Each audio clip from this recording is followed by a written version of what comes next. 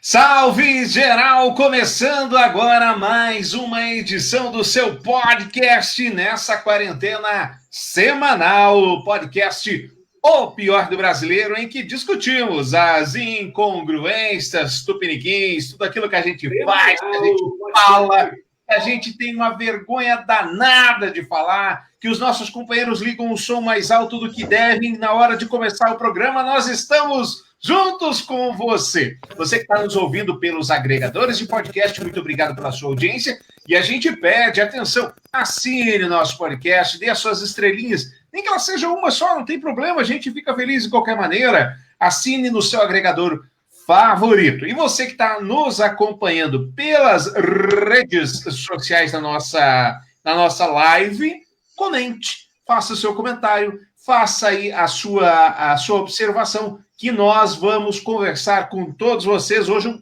temos um programa bastante interessante. Agora, tenho que dizer, não é um programa se você tiver poucos neurônios. Se você não achar que só a sua opinião é a que importa, que só a sua opinião é a certa, nem escute. Vai embora, não perca, você vai ficar com raiva. Você vai ficar com raiva de mim, vai ficar com raiva do Jason, vai ficar com raiva do Tramujas, esse tipo de coisa, né? E daí vai perder tempo. Por quê? Pra quê? Não faz sentido. Então, se você tiver pouco neurônio, cai fora. Vai nessa, que vai ficar tudo bem. No programa de hoje, nós vamos receber a professora doutora Luana, que vai falar, a gente vai falar sobre educação, vamos falar sobre homeschooling, vamos falar sobre um monte de coisa, vai estar bem legal. E nós, no segundo bloco temático, nós vamos perguntar a você. Celso de Mello disse que o Brasil se aproxima da Alemanha de Hitler. Exagero, loucura, tá certo, tá errado? Vamos falar sobre isso também.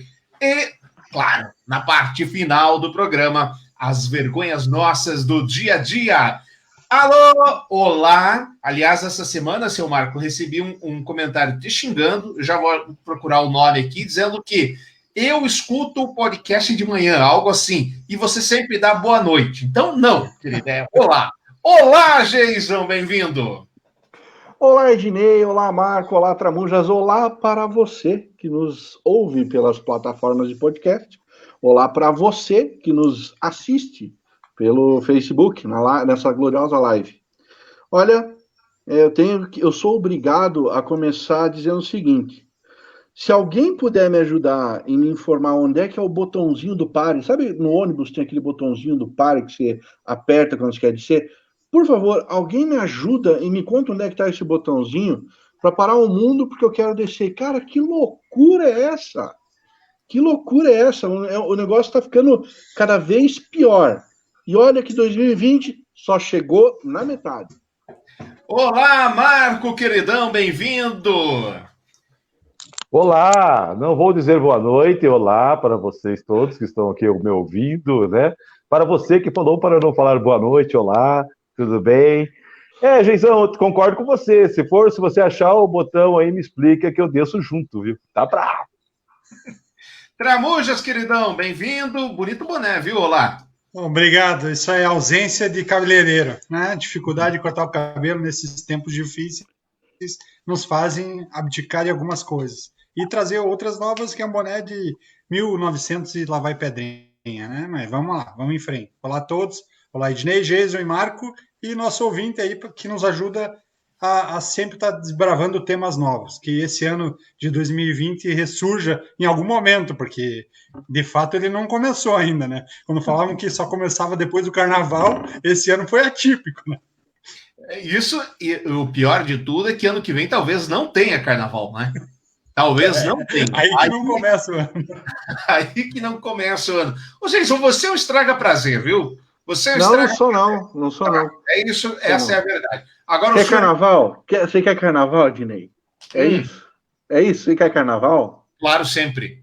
Agora, os senhores machos carnívoros, por favor, respeito, porque nós vamos receber nesse momento a professora, a doutora. Ela tem tantos adjetivos que a gente fica até meio assim de ficar nomeando, e ela vai, professor... Que nome difícil, hein, Luana? Você já teve um nome mais fácil nessa sua vida, hein? Professora Luana Priscila Wunsch, assim que fala lá, bem-vinda, obrigado por ter atendido o nosso convite, o teu microfone está no mudo, você viu isso, né?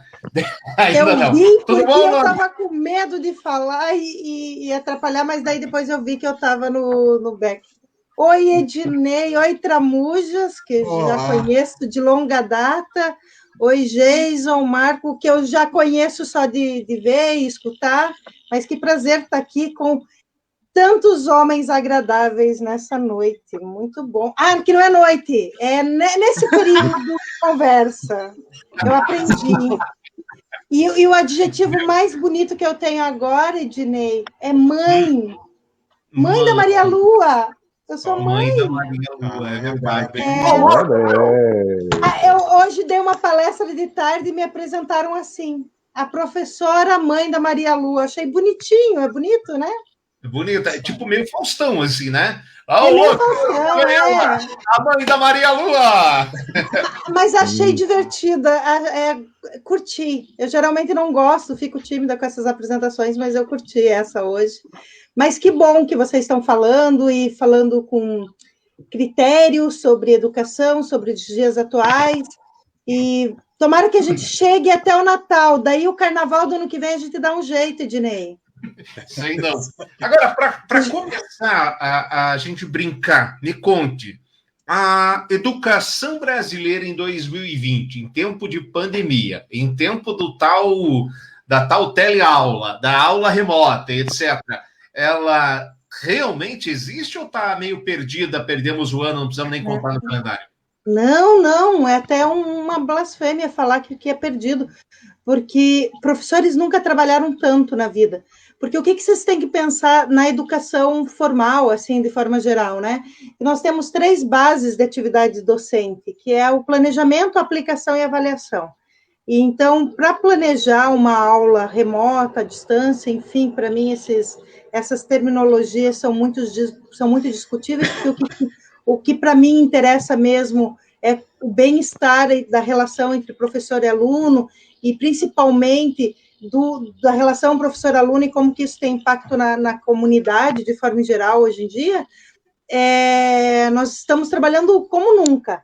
Professores da educação superior entram nos seus mini escritórios em casa às 8 da manhã e 10 da noite estão organizando aula, porque uma aula online ou uma aula remota, uma aula feita não de forma não presencial, ela exige muito do professor, né? Porque ela exige a seleção de recursos, ela exige a seleção de conteúdo, porque o conceito de conteúdo que muda agora após março de 2020, gente.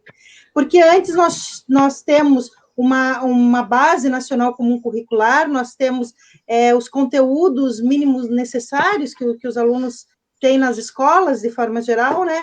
E esses conteúdos, eles têm que ser revistos de forma que chegue a todos os alunos. Não são só as ferramentas, acesso à internet, que é uma preocupação, mas quando se tem acesso a tudo isso, que forma que nós vamos dar esse conteúdo para esses alunos, né? Independente da forma e o nível de ensino. Eu tenho várias histórias para contar para vocês, desde professoras de educação infantil, que são as minhas estagiárias na faculdade, que estão tendo que fazer aula para berçário, né? Para crianças de até 3 anos, né? Assim, de 9 meses. E vou contar para vocês que é válido. Porque nós temos que pensar assim, que essas professoras, se elas não fizerem, elas perdem emprego. Então, assim, nós temos vários segmentos que nós temos que pensar, né? Assim, o que nós queremos? Nós queremos pensar na escola de forma conteudista, na forma inclusiva. Então, nós temos vários cenários a serem pensados, né? Então, eu agradeço a oportunidade de estar aqui hoje para a gente conversar. Mas, definitivamente, nenhuma Secretaria de Educação, agora legislativamente falando, burocraticamente, meus amigos, nenhuma Secretaria de Educação no Brasil e tampouco o Ministério da Educação desvalidou o ano de 2020 enquanto prática formativa. Todos os alunos estão matriculados, por enquanto, e todos os alunos ainda praticam a aula. Podem ter faltas, podem não ter acesso ao conteúdo, mas esse ano ainda está letivo. A gente vai brigar um pouco com essa palavra todos aí, mas deixa eu soltar a palavra para os meus companheiros. Vai lá, Jason. Boa noite, professora. Eu espero que você se encontre bem. Eu tenho 2 crianças e aqui em casa a situação está funcionando da seguinte maneira. Eu tenho que continuar provendo e eu estou tendo que trabalhar. E enquanto eu estou trabalhando, a minha esposa fica em casa com as crianças, acompanhando agora o advento novo do homeschooling e tentando fazer com que as coisas funcionem. Ela, sendo mãe e só acompanhando esse processo, tem sido exaustivamente cansativo. Tá e tem sido algo atípico e que foge do nosso nicho, por assim dizer. É lógico, a gente precisa educar os nossos filhos, mas não instruí-los é uma coisa um tanto quanto delicada. A gente esperava que esse papel fosse cumprido pela escola. A minha pergunta é a seguinte: sabendo ainda mais que você também é mãe, como é que fica a divisão do tempo para vocês? Como você consegue administrar isso?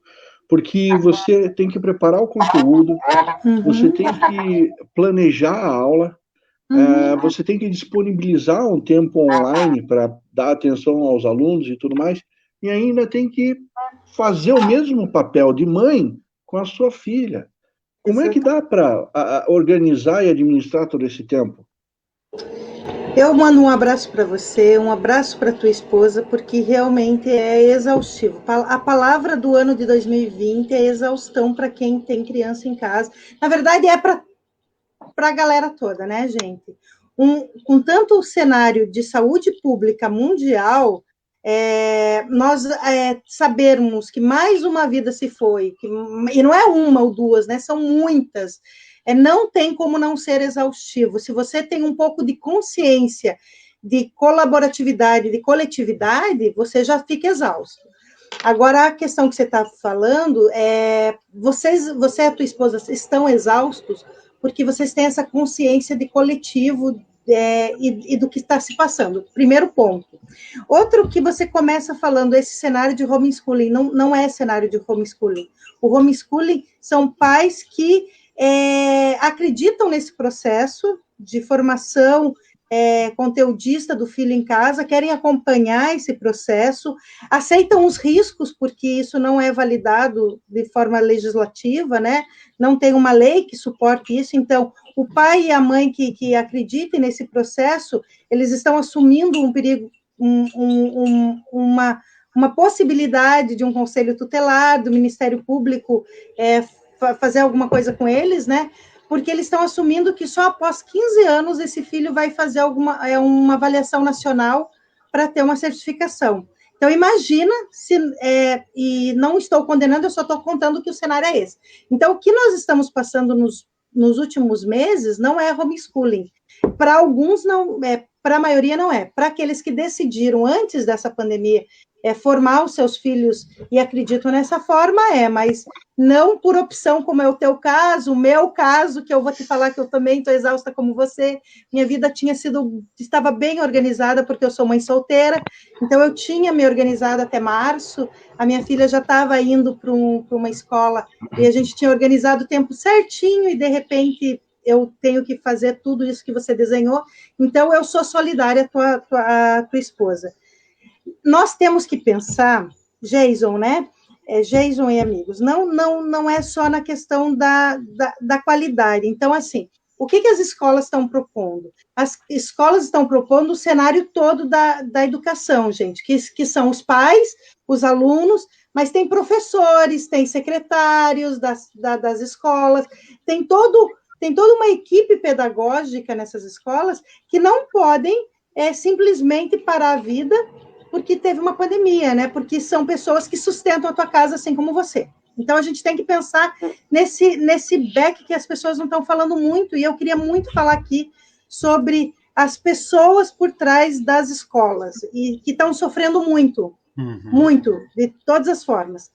Eu queria que vocês, que você, a tua esposa e os que estão nos escutando, nos vendo, enfim, pensassem que não é eterno, é efêmero, eu quero acreditar nisso. Nós temos Deus que acreditar. te ouça. Não, nós temos que Deus te acreditar. ouça. Porque a escola e o conteúdo dos teus filhos é o menor dos problemas do mundo, né? Vamos combinar.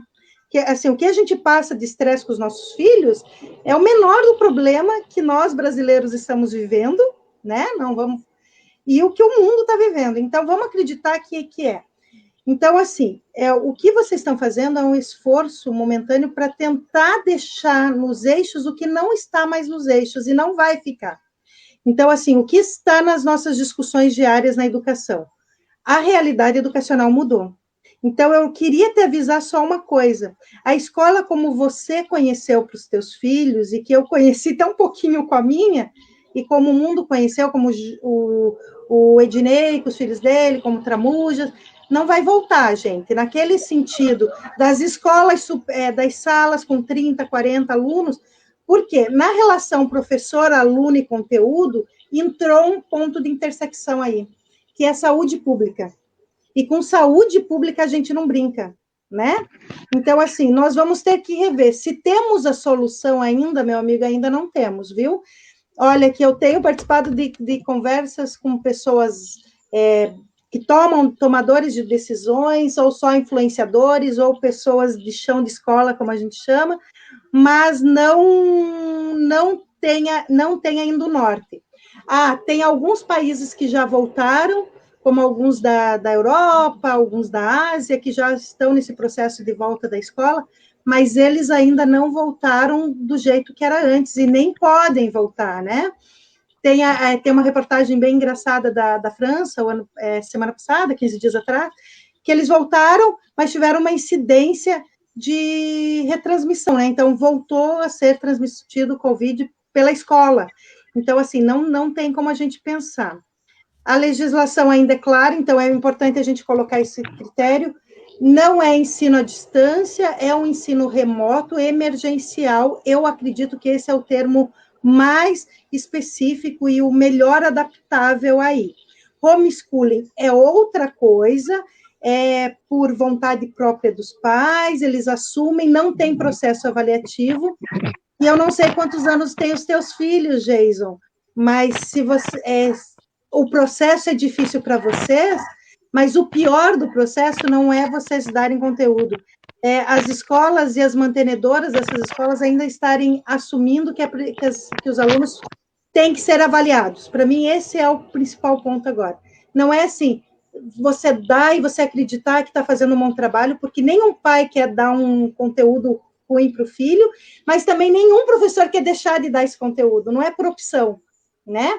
Quando você fala assim, eu acredito que a escola faria esse papel, eu quero acreditar que esse teu discurso que eu acredito que ali estejam profissionais que foram formados, que estejam mais gabaritados, claro que por amor e cuidado aos meus filhos, eu e minha esposa estamos dando, mas ali estavam pessoas preparadas para esse fim, né? Era nesse sentido que você quer falar. Exatamente. E isso... Eu falei aqui no programa, no podcast, umas 10 vezes, que para mim são 3 profissões que deviam ganhar muito dinheiro.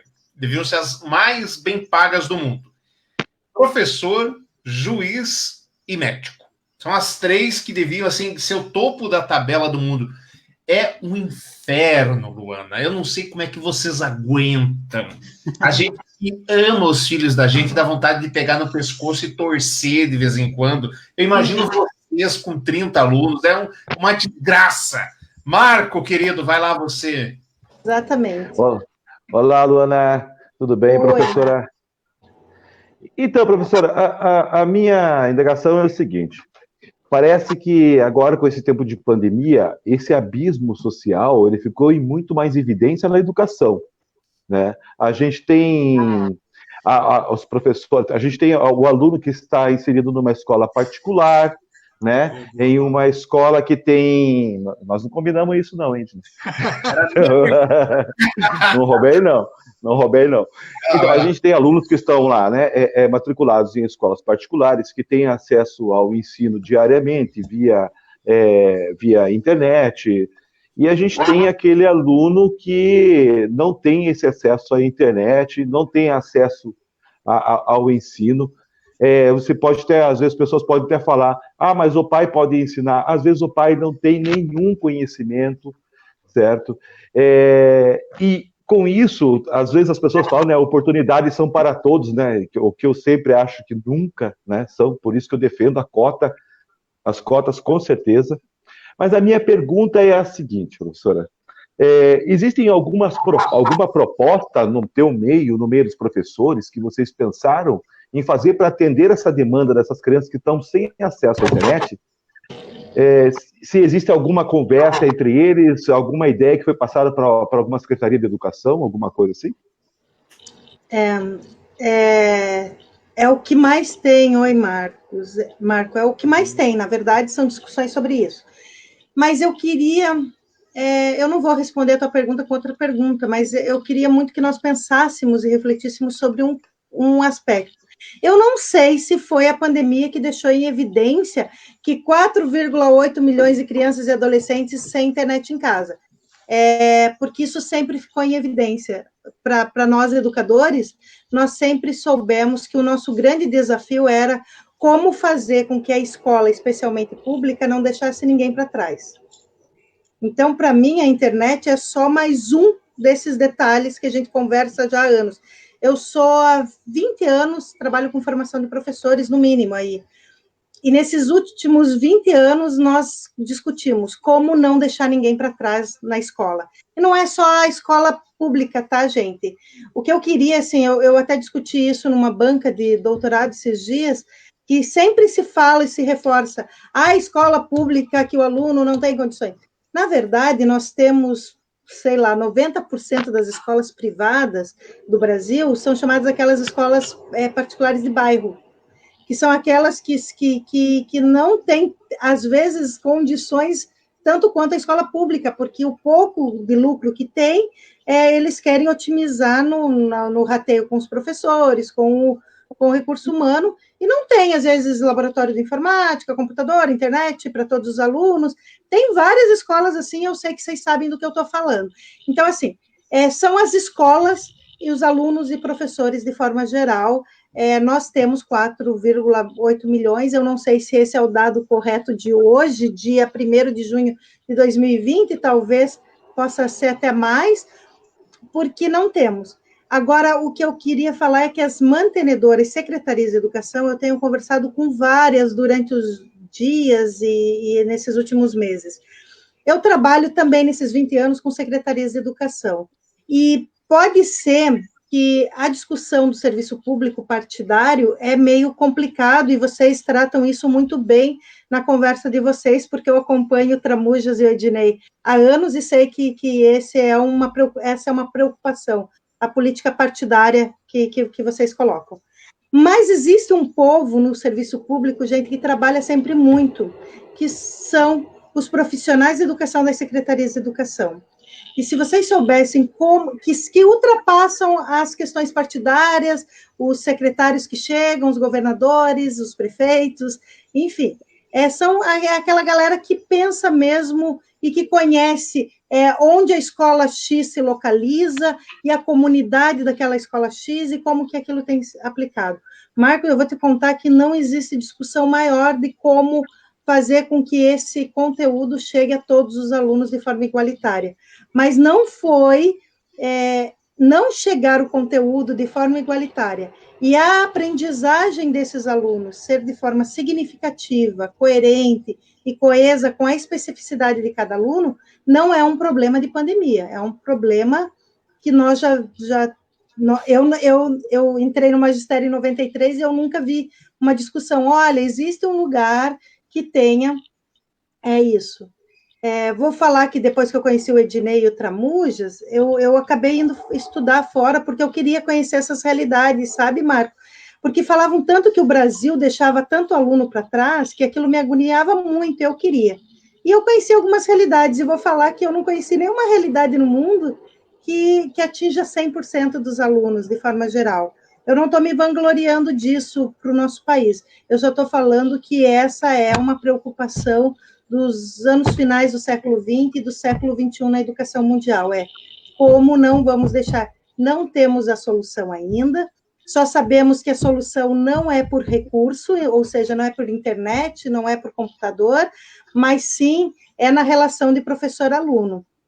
Uma iniciação científica minha essa semana, ela me deu um norte, que eu vou pesquisar mais a fundo e vou publicar, sobre isso, que ela tem visto que as publicações dos últimos 3 meses, elas estão tendo uma preocupação, além de conteúdo, como a escola pode gerar, como a escola pode ser um agente comunitário para a família e para esse aluno. Então, é a escola enquanto agente conhecedor de onde o aluno está, de como o aluno está e com quem o aluno está. Então, isto, finalmente, as secretarias de educação perceberam que vão ter que pesquisar e diagnosticar. É uma coisa que, para mim, já é uma grande vitória. Se vai ter internet para todo mundo, é um segundo passo. Se vai ter conteúdo de qualidade para esses alunos, é um terceiro passo. Mas a escola, ser o centro comunitário da sociedade do século XXI, eu já fico bastante feliz se a gente conseguir. Até Muito porque, obrigado.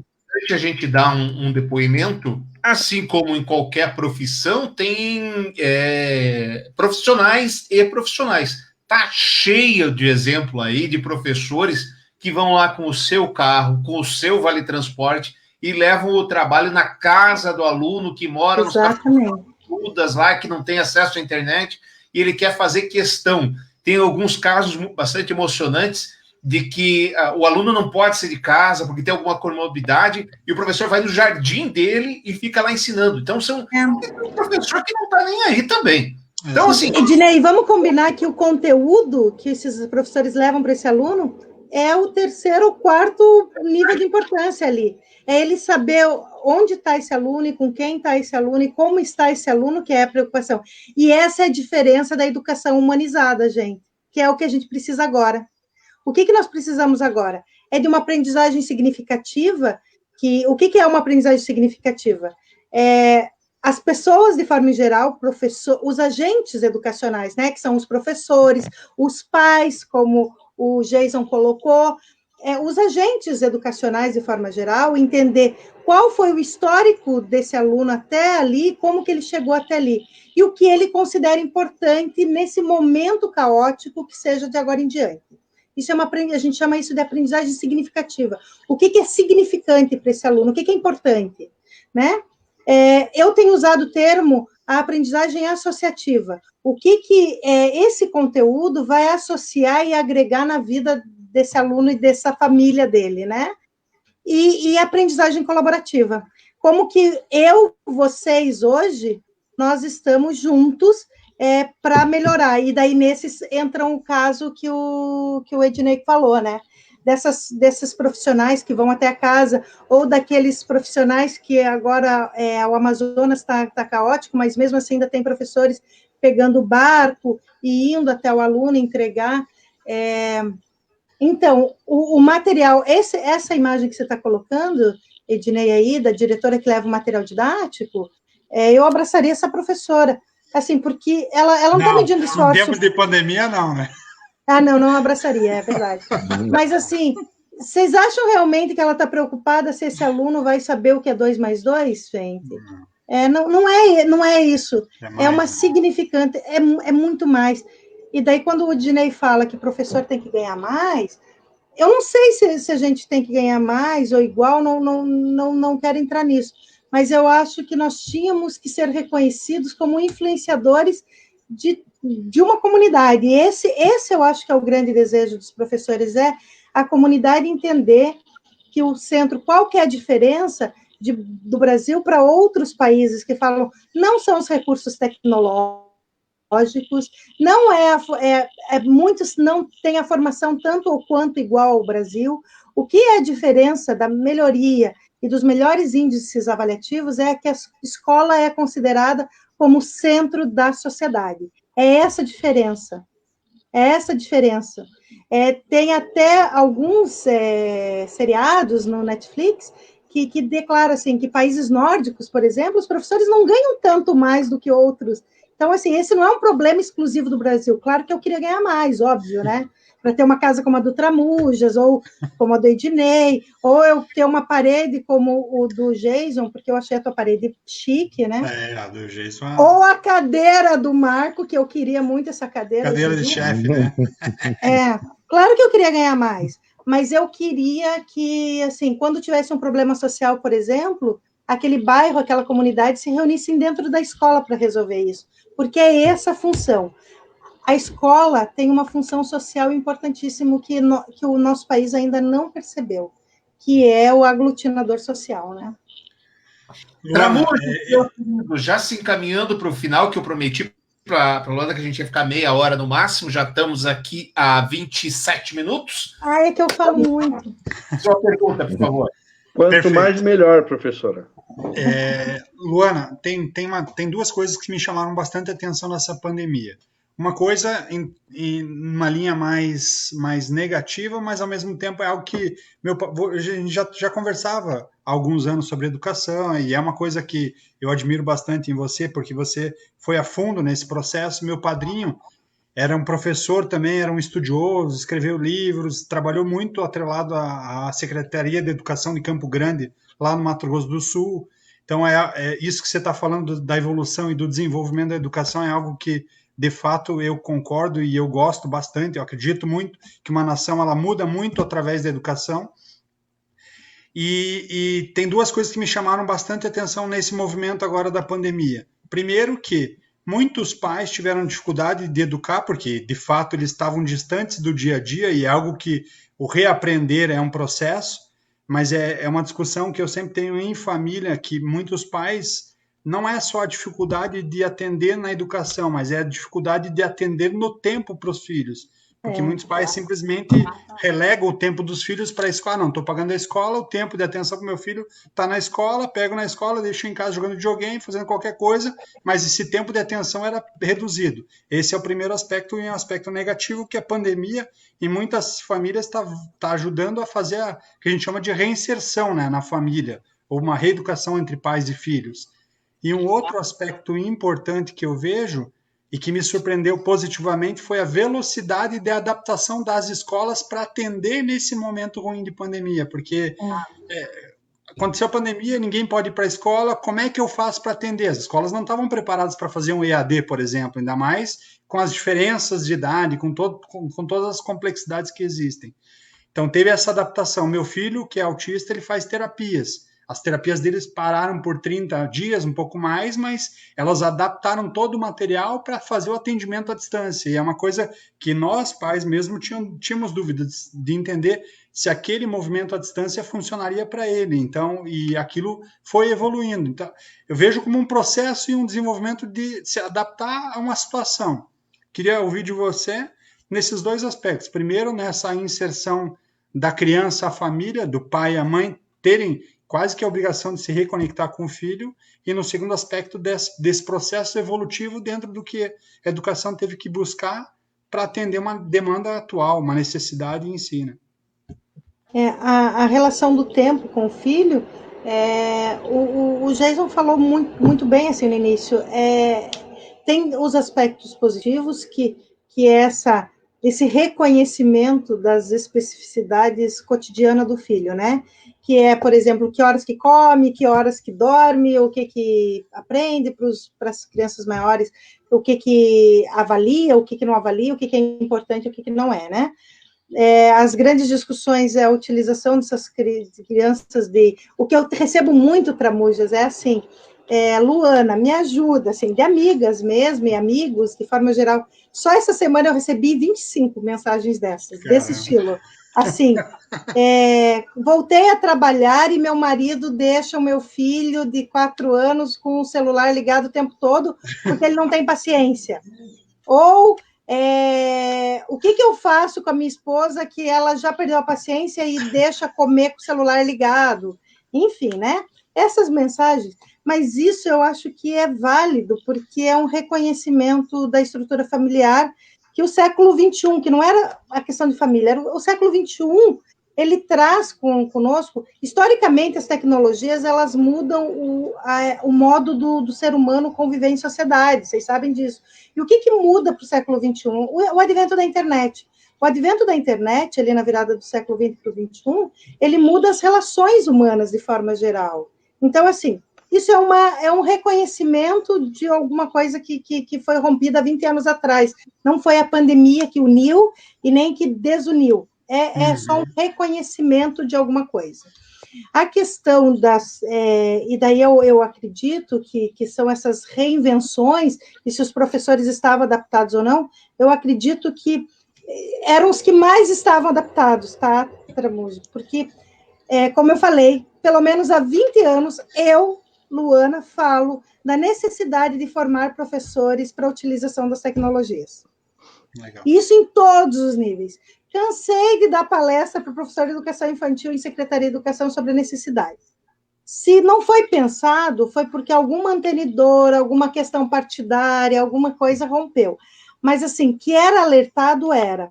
De um tempo para cá, era muito alertado que os alunos, de forma geral, eles aprendem de forma mais dinâmica e com a otimização do tempo, que é isso que você estava falando, com a utilização das tecnologias.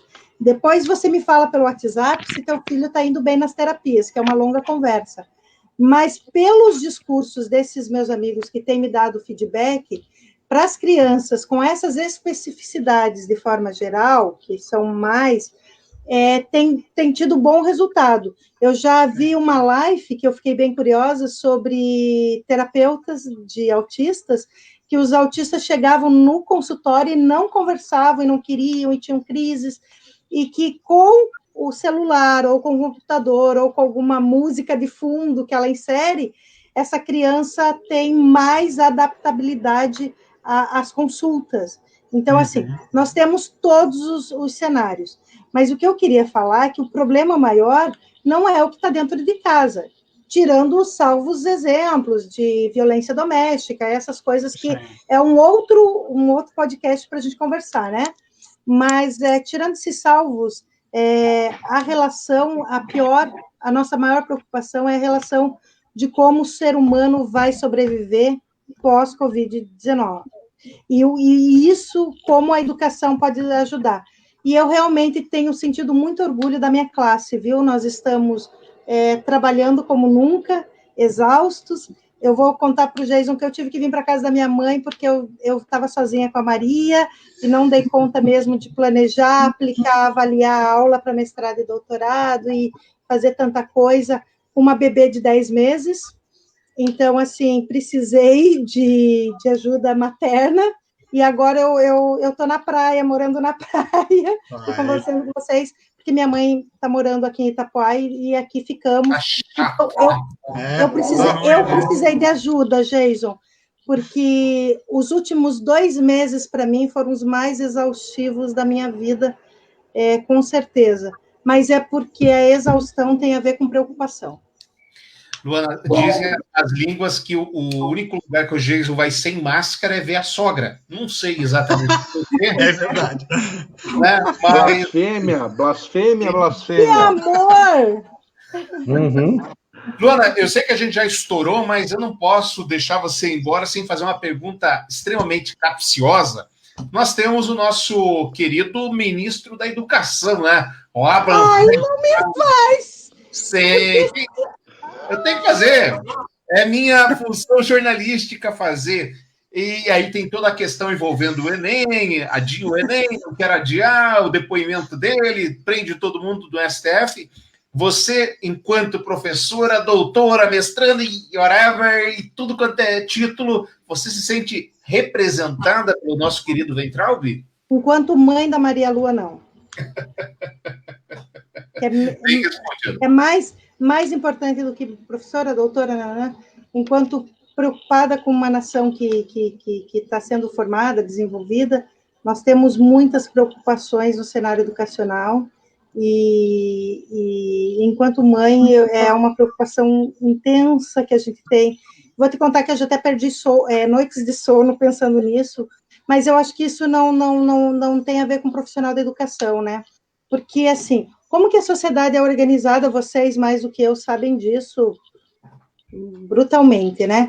É por uma parte da educação, da economia e da saúde. São os 3 principais pilares, e as sociedades que se desenvolveram pós Segunda Guerra Mundial foram as que investiram nesses 3 segmentos. Me corrijam se eu estiver errado. Então, assim, nós sendo um dos principais pilares da sociedade, é óbvio que essa pasta tinha que estar mais preocupada com a questão da saúde pública, em primeiro lugar, e eu nem estou falando de questões...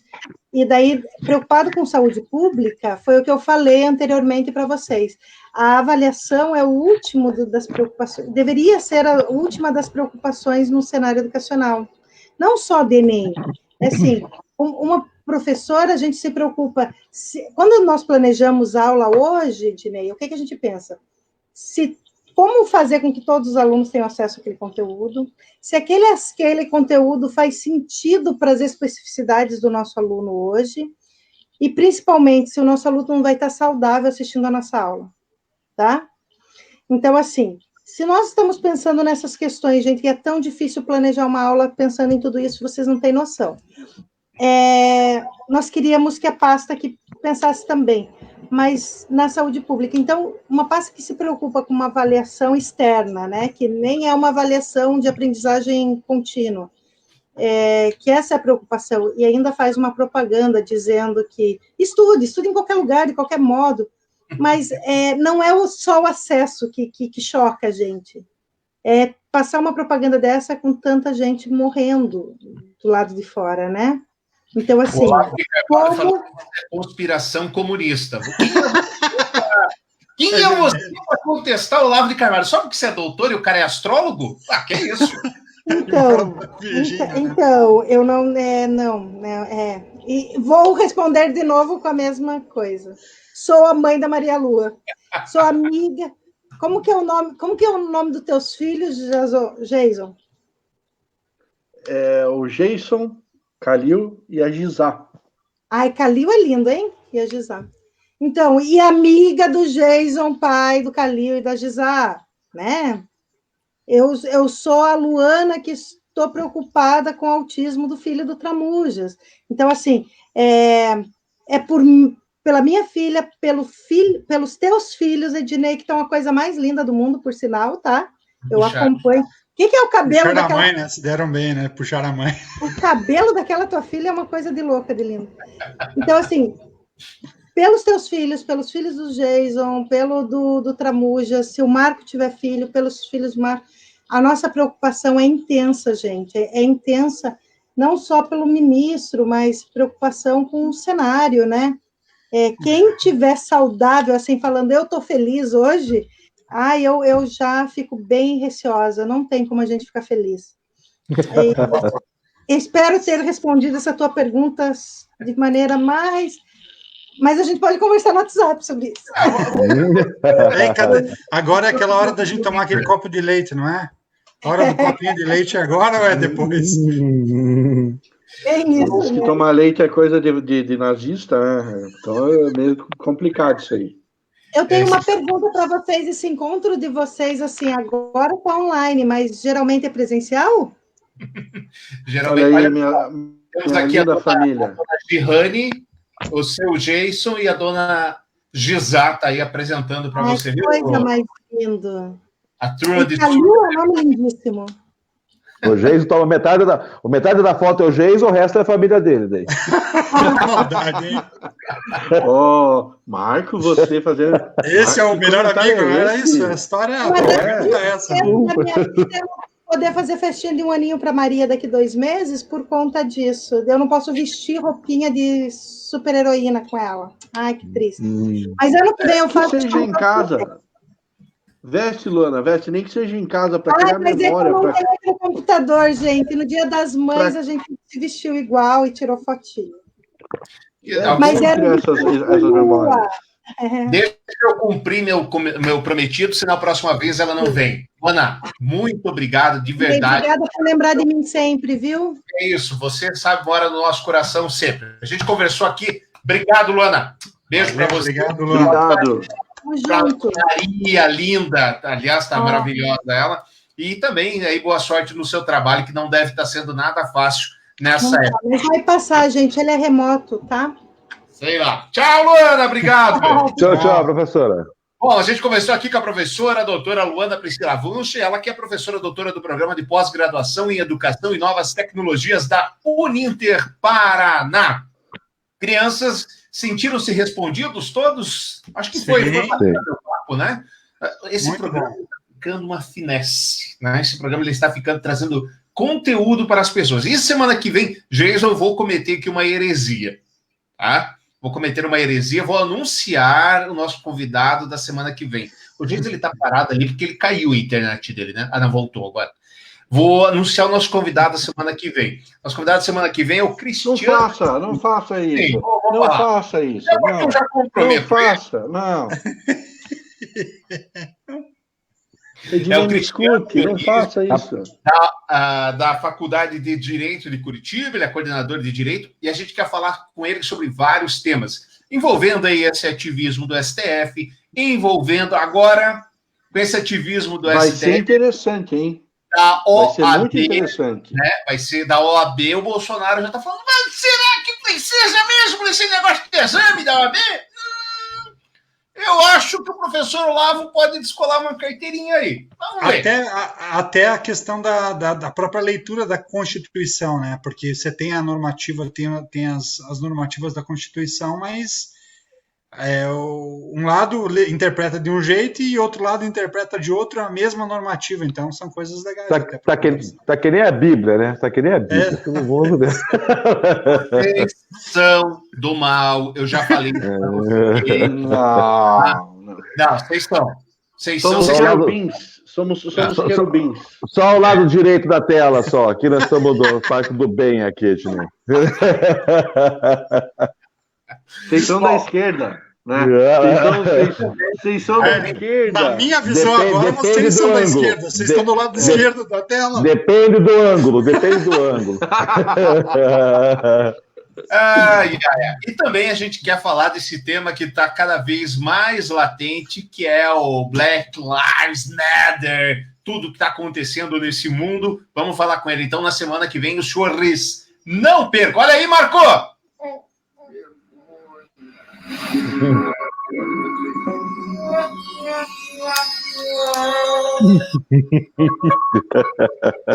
Ótimo. Segunda parte do programa, meus queridos, o senhor ministro do STF, o Celso de Mello, diz que o Brasil flerta com a ditadura da Alemanha nazista. Exagero ou constatação, Tramujas? Olha, olhando aquele movimento bonito da Sarah Winter, parece a Ku Klux Klan, né? Na verdade, não sei se é nazismo, mas é forte o negócio. O 300 que tinha 30, né? Ali parece... É a gorjeta do garçom. De 300 é 10%. É o movimento gorjeta do garçom. E aí, Marco, exagero ou constatação? É um exagero para fazer uma constatação, entendeu? Eu acho que é mais ou menos por aí. Eu acho que, assim, ele quis trazer, e realmente, se você começar a olhar lá, acampamento na frente da rampa presidencial, com armas ilícitas lá dentro, bandeira do neonazismo da Ucrânia, já falaram os 300, que virou 30, né? Com tochas e Ku Klux Klan, aquela coisa toda. Cara, flerta com o nazismo mesmo. Eu acho que não deixa de ser uma constatação. E aí, Jason, exagero ou constatação? É um misto dos dois, cara. É uma constatação exagerada, na verdade. Desesperada.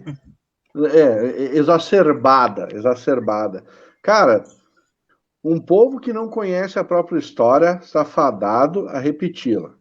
E não digo só a nível nacional, cara, a nível mundial.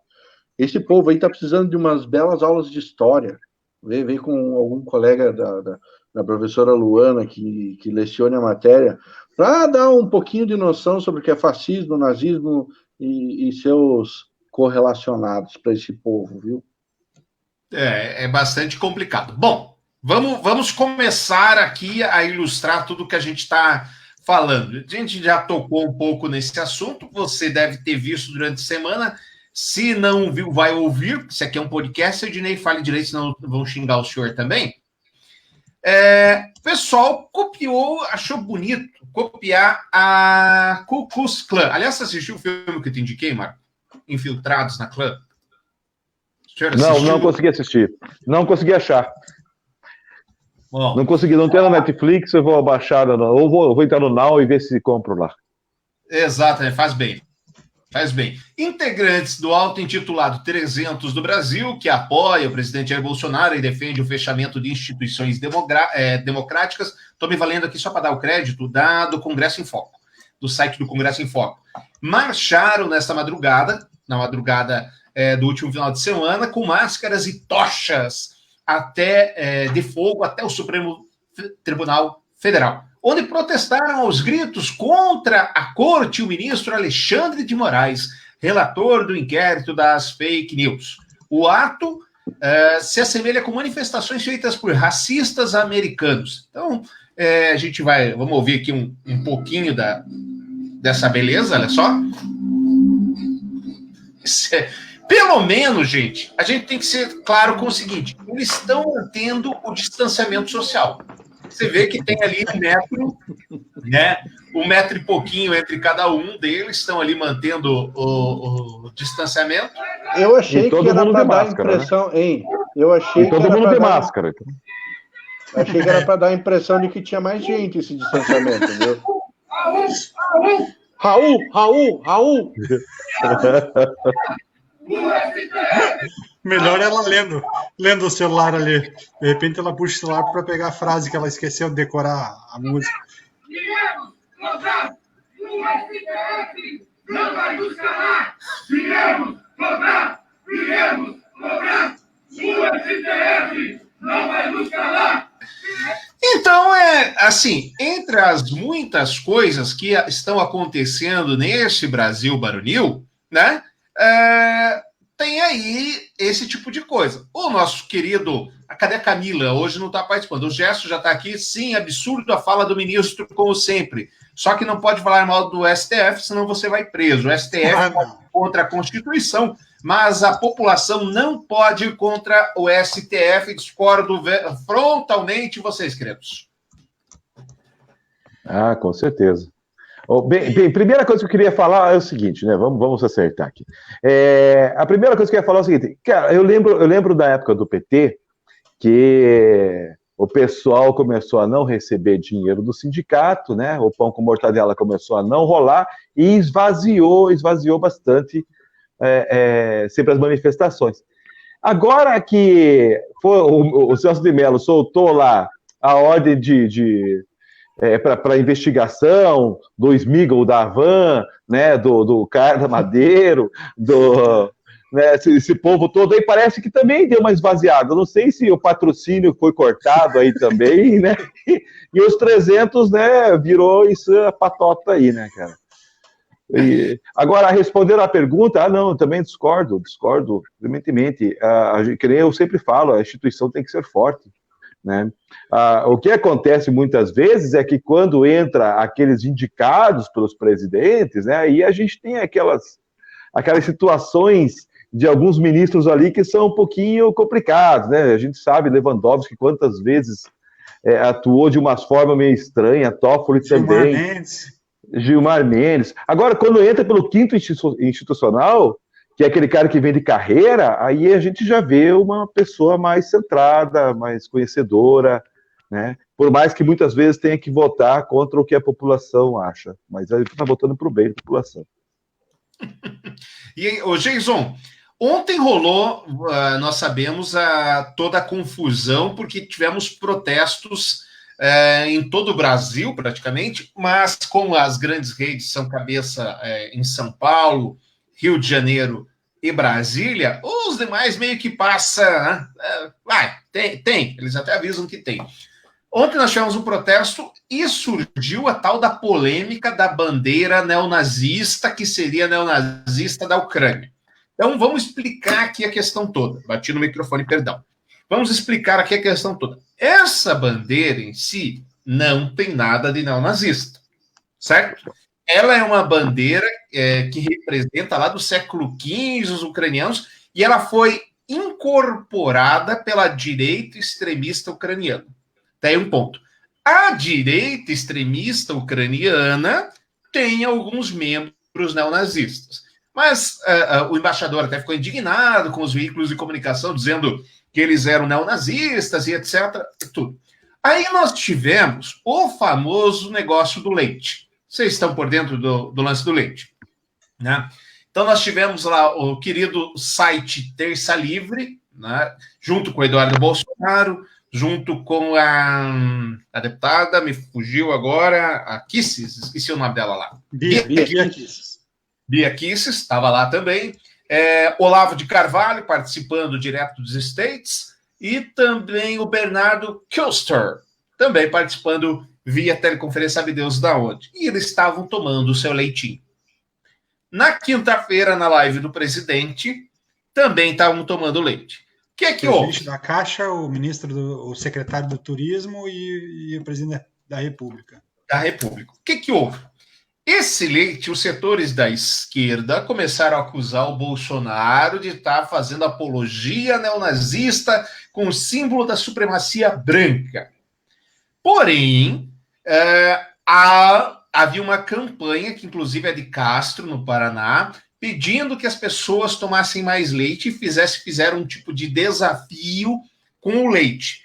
O que acontece? Acontece que nós temos símbolos demais sendo apropriados. Aí que fica complicado. É símbolo atrás de símbolo, a gente não consegue mais saber aonde que a gente está inserido nesse contexto. Como é que a gente arruma essa história toda? Como é que a gente consegue separar quando é uma provocação simples do presidente da República, que sim, é um provocador, e quando é realmente um símbolo nazista que está sendo ali colocado, Tramujas? Então, essa é a parte mais difícil de todo o processo. Até o presidente ontem colocou no Twitter dele, ele colocou um vídeo, que era um vídeo falando sobre eu prefiro ser um leão por um dia do que uma ovelha por 100 dias, alguma coisa assim, que é uma referência ao fascismo. Então, ele flerta demais e ele joga muito com esse aspecto que ele acaba estressando o ambiente, ele faz com que o ambiente nosso, que já está difícil, se torne um ambiente muito mais complicado. Só que o que é pior e que deixa a gente, todos nós, um pouco mais preocupados de uma maneira geral é que todos me conhecem, quem me conhece sabe, eu nunca fui petista, nunca. Um dos primeiros de Curitiba e do Brasil a utilizarem um adesivo no carro lá em 2014, ver o Lula preso, eu mandei fazer um adesivo e adesivei aquele carro, adesivei vários carros de pessoas próximas em 2014. Mas quando um presidente é extremista, quando ele junta do lado dele pessoas de baixo intelecto de questões e em questões extremamente que são extremamente que você pode desconfiar da maneira como a coisa é montada, todo o cenário fica um cenário absurdo e de alto estresse. E aí esses dias, no final de semana, acabei acompanhando mais debates da CNN, da Globo News. Eu assistindo os debates e já estava falando, pelo visto eu estou virando esquerda, estou virando PT, porque põe para debater um médico, o Padilha, você põe para debater o Padilha, você põe para debater o Mandetta e você olha em contrapartida para tentar contrapor o Osmar Terra, que é um lunático, que é baseado em nada, é baseado no achismo, que lá no início da pandemia dizia que a pandemia mataria no máximo 800 pessoas e que as pessoas deveriam enfrentar e ir para a rua. Porque quando ele foi secretário da Saúde no Rio Grande do Sul, ele fez uma gestão diferente e conseguiu conter a epidemia do H1N1. E aí você vai para um outro cenário jurídico. Você pega esses mesmos canais de televisão, eles fazem um debate entre o José Cardoso, que foi ministro da Dilma, ministro da Justiça da Dilma, e nesse mesmo embate colocam aquele Ademar Gonzaga, que hoje é o advogado do partido do presidente, mas que não tem partido, não conseguiu constituir partido.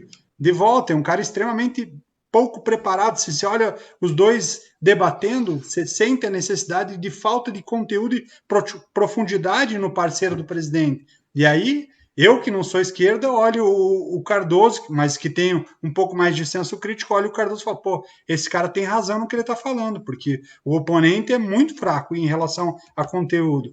Aí você olha de volta, dois juristas extremamente respeitados, mas um por ser polêmico, que é o Ivens Granda, contra o Reale Júnior, que é extremamente respeitado no meio jurídico, por esquerda, por direita, por centro e por tudo que vai ali pela frente. Então, todo esse cenário composto é o que nos bota uma crítica e nos liga um sinal de alerta de que ele está mandando o recado sim, e que esse recado que ele está mandando vou colocar mais o pé na extrema-direita, mais próximo possível de um rompimento, ou como diria Eduardo Bananinha Bolsonaro, eu vou colocar o meu pé, vou forçar uma ruptura para, no momento seguinte, acionar o exército e, a partir dali, eu trabalhar de forma mais direta com um processo ditatorial. Então, realmente é preocupante.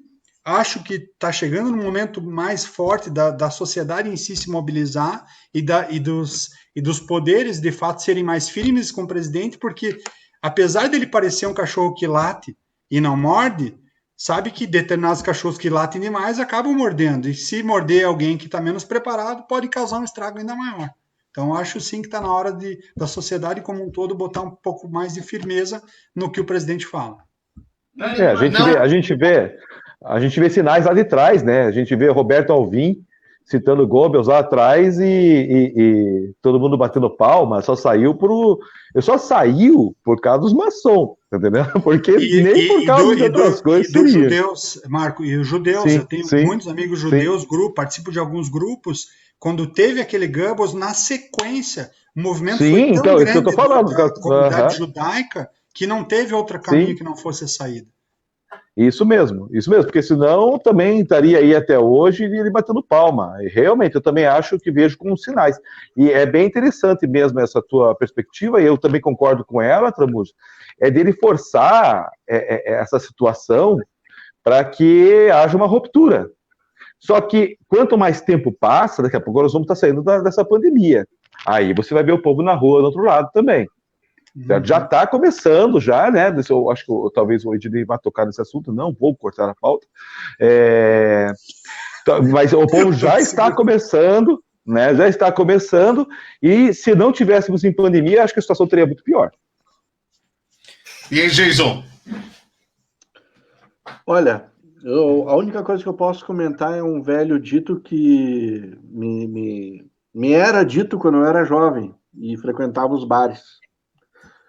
Não aguenta? Beba leite. Olha, eu, querido Tramujas, querido Marco, discordo de vocês dois. Eu acho o seguinte, que nessa história toda, eu realmente não entendo que eles peguem lá o fundo musical do Goebbels e coloquem propositalmente. Não, dura estragar o Wagner. Tudo bem que o Hitler gostava do Wagner, mas o Wagner foi muito antes do período do nazismo. Mas tudo bem, vai falar, desculpa. Eu não acho. Se você for perguntar para algum bolsominion, você fala assim, não ouvi Wagner, eu só penso aquela. Eu queria ser um peixe. Parece, não, esse é Wagner. É isso aí. Wagner Raimundo. Com essa, viu? Vamos terminar o programa com essa. Não acho, sinceramente, que ele tome leite falando assim, vou fazer um símbolo da supremacia branca. Não acho que ele use uma frase pensando, com a frase com Mussolini deu certo, vou usar essa aqui. Eu não acho que ele suba no cavalo da PM falando assim, vou mostrar todo o meu poder. Eu acho que é algo que ele sabe fazer muito bem, faz muito bem, que é a construção da imagem em si. E, ao contrário do que vocês acreditam, e aí está o meu principal ponto de discordância, eu acho que todos esses movimentos que acontecem são bons para ele. Tudo que é a extensão que tensiona o poder, tudo aquilo que traz uma atenção diferente para o poder, ele pode a qualquer momento falar, cara, isso aqui está saindo da Constituição, eu vou ter que segurar para defender a Constituição. Isso é o contrário. Aí sim, eu acho que os filhos dele falam mais do que deviam, é claro, é fato, etc. O governo seria muito melhor sem os filhos dele. Eles falam mais a verdade do que o pai. O pai, se você olhar os discursos do pai, ele participa do movimento contra o STF, ao mesmo tempo que ele diz que as instituições são fortes, que as instituições estão preparadas, que as instituições devem ser respeitadas. É ao mesmo tempo que faz isso. Desculpe a risada, o discurso do pai foi bravo. Mas vai, continua. É que ele não lembra o que ele falou antes, parece aquela... É uma contradição ambulante. É uma contradição ambulante. Aí que tá. Então, nós chegamos a um tempo em que falar grosso, falar alto, falar palavrão, bater no peito, dizer aqui eu mando, eu posso, eu sou o machão da história toda, faz diferença, não é? O machão da história toda, o macho carnívoro da história toda, faz diferença para as pessoas. Esse é o público eleitor. Então, está dentro daquilo que você sempre quis, que você sempre mostrou. Então, há uma linha de raciocínio que está sendo respeitada. E antes de devolver a palavra para vocês, já para a gente encerrar, quero ver se vocês concordam. O Gerson escreveu aqui um negócio, acho que ele saiu aqui, ó. Eles são nossos empregados, servidores públicos, nos devem satisfação, não ao contrário. O poder emana do povo. Perfeito! É isso, Gerson. Perfeito. Perfeito. E eu não vejo a gente ir para a rua defender empregado. Né? Meu empregado fez 10 mil cópias hoje, vamos para a rua. Mito. Não vai. Não vai. Então, são empregados, nos devem simplesmente fazer o certo. Não roubar é obrigação. É isso aí. Gente, não tá fazendo nada que não devem fazer. Ah, mas o PT roubava. Cara, roubava, passou por isso que eles perderam a eleição, velho. É isso aí. É outra coisa, acabou. Querem falar mais alguma coisa sobre esse assunto? Podemos passar para as vergonhas alheias? Eu só para finalizar a minha opinião nesse assunto. Calma lá, pera, um por vez. Vai, Tramujas. Por favor, vai, Jason, primeiro, então. Eu acho que quando voltar às aulas de faculdade, que tem a matéria de semiótica, os professores de semiótica devem estar pirando com esse cenário, porque está tudo sendo agregado, qualquer coisa que a pessoa faça está sendo agregado um simbolismo ao determinada ação ou a determinado objeto. Cara, o estudo, eu tive semiótica na faculdade, o estudo da semiótica é um negócio extremamente confuso e complexo. Eu mesmo nunca entendi direito esse negócio. Confesso. Agora, cara, eu acho que é um pouco de exagero, viu? Tramujas. Eu acho só que a gente tem um presidente na profissão errada. Se ele faz todo esse mise-en-scène, se ele trabalha muito bem com a imagem, presidir, que é liderar a nação, é o que ele não faz. Ele não consegue agregar as partes, ele não conversa de maneira inteligente com o Congresso. Conversar já é difícil. Inteligente é um patamar que ele nunca chegou na vida, pelo jeito. E agora, num estado em que nosso país precisa de um líder, que é um cara que sentasse numa reunião e falasse, gente, vamos fazer desse jeito. Para a saúde, para a parte sanitária, qual que seria o melhor caminho? Para a parte econômica, qual que é o melhor caminho? Como é que a gente pode fazer os investimentos? Essa parte esquece. O nosso presidente hoje é um belo de um ator e eu já tenho até um filme para ele fazer. Que ele poderia fazer muito bem aquele filme da Lucy, como se fosse a primeira vez, que ela esquece, chega lá no final do dia, ela esquece, daí no dia seguinte alguém tem que contar a história para ela, porque é igualzinho, ele tá fazendo o papel da Lucy em vez do papel do presidente, porque ele fala uma coisa de manhã, no final do dia ele já esqueceu o que ele falou, e no dia seguinte começa tudo de novo. Eu acho que a gente está vivendo Agora, por que você entende que ele mantém essa imagem e seus seguidores tão fiéis? Você acha que ele foi eleito para fazer diferente que isso? Muita gente que votou nele, e eu estou entre um deles, votei nele porque eu queria fazer a troca do poder, a gente acreditava em alguns pilares. Um deles era anticorrupção. O cara que dormiu 30 anos no Congresso não teve tempo de roubar nada, e como ele trouxe o Moro para o poder, você ainda de algum modo, você fala, pô, ele está trazendo um braço da Lava Jato, a gente acredita que vai ter implementação desse processo. Legal. Um segundo aspecto ele colocou na parte econômica um cara que tinha uma expectativa alta, e aí eu concordo contigo, eu também fui iludido em relação ao Paulo Guedes, eu achava que ele era um cara muito mais bem preparado do que ele é, mas na verdade ele é um ótimo palestrante de economia, na parte executiva de economia, ele não está entregando absolutamente nada ou quase nada do que ele prometeu, então ele está perdendo muito dessa base. O que ele ainda mantém como força é muito dos que acreditam, é muito na questão do bezerro de ouro, que é aquela coisa do, ele é mito, ele levou a facada pela gente, a igreja, o pastor da igreja, porque em algum momento também recebe um dinheiro, ou está recebendo financiamento que não aparece para muita gente, está recebendo entradas que não tinham antes, então a base de apoio que ele tinha já não é mais as 57 milhões de votos, até porque muita gente votando nele porque era anti-PT. E eu sou um desses caras que faz parte dessa base, converso com muitos empresários que tinham uma expectativa extremamente alta em relação a isso e que de fato não está acontecendo. Quem dos empresários que você conhece está conseguindo dinheiro fácil nos bancos, com financiamento rápido num processo como esse? Mas aí você tem 1,5% de queda nos 3 primeiros meses que não tem pandemia. Não tem pandemia. Então, já é uma gestão incompetente. Já é uma gestão incompetente da economia. Vai lá, Marco, estou te cortando. No meio político sempre fala isso, né? Você foi eleito com 57 milhões de votos. Você não tem mais, é normal. Você entrou, você já começa a ter aquela pessoa que vai debandar, que vai contra o que você falou, né? Como você está agindo, o que você não conseguiu fazer. E no caso dele, esse pessoal, esses fanáticos que ficam lá, eles fazem muito barulho. Fora com muito barulho, tem aí as fake news, os robôs aí também, fazendo mais barulho do que é.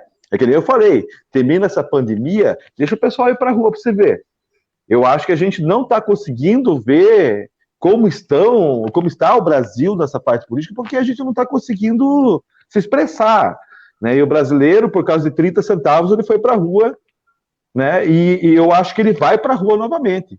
Certo? Vai começar a bater de frente, porque todo mundo está indignado de todo domingo ver a mesma coisa acontecendo lá em frente à rampa, essa coisa toda.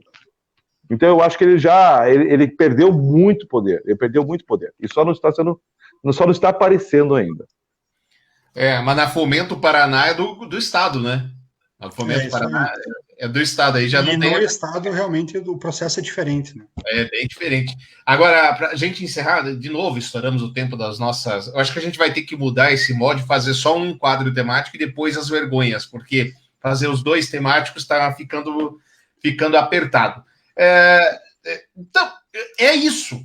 É isso, gente. A questão é uma construção de imagem para que ele seja reeleito. E é engraçado, eu falo aqui para vocês, todo momento, escolheram os 2 piores para ir para o segundo turno, na minha opinião, e respeitando muito quem pensa diferente. Escolheram os 2 piores para ir para o segundo turno. Aí você vem me dizer, eu queria tirar o PT do poder. Mas tem que tirar com o pior? Tem que tirar com... Não, gente. Aí você pergunta na rua, cara, quem que você votou? Você queria que eu votasse para quem? Pro Haddad? Não, tinha mais 10, velho.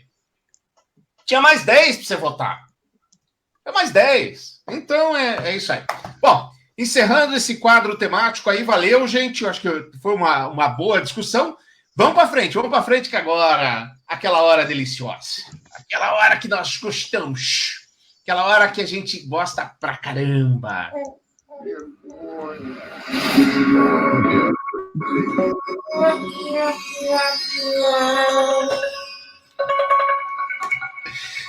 As vergonhas alheias do nosso dia a dia. E eu quero começar com uma. Você deve ter visto, houve uma hashtag que explodiu em todo o Brasil, muito inspirada no movimento Me Too, que é a Exposed Curitiba. Teve Exposed Curitiba, Exposed Recife, whatever, e teve um monte. Coitadinhos dos rapazes. Coitadinhos dos rapazes. Eles estavam sendo alvo das meninas, gente. As meninas estavam desfazendo deles. E olha, não sou eu que estou falando. É o jornalismo imparcial do Balanço Geral. A gente precisa ver isso, porque isso é uma denúncia séria, tá? É uma denúncia seríssima que a gente precisa acompanhar. Cujos filhos adolescentes estão sendo caluniados por grupos nas redes sociais. E o pior, grupos de meninas. Pessoal, eu realmente não gostaria de estar falando sobre esse assunto, mas como mãe de adolescente, eu me senti no dever de alertá-lo. Está rolando uma hashtag chamada Esposas de Floripa, onde meninas de 14, 15, 16 anos estão denunciando indevidamente os seus agressores. Indevidamente. Geralmente amigos de escola, ex-namorados, pessoas que elas conhecem. Então, preste atenção.